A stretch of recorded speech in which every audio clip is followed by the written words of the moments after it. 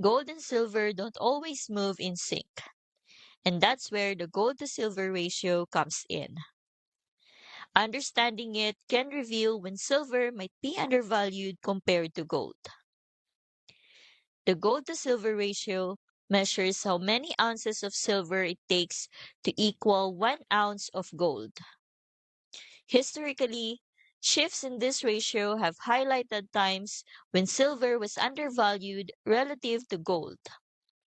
For example, during mid 2003 to early 2008, and again in late 2008 to early 2011, fluctuations in the GS ratio preceded sharp silver price increases, sometimes over 300%.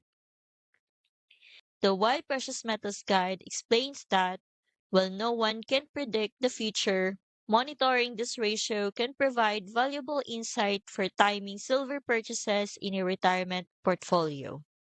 It's a tool that helps investors make more informed decisions rather than just following market hype.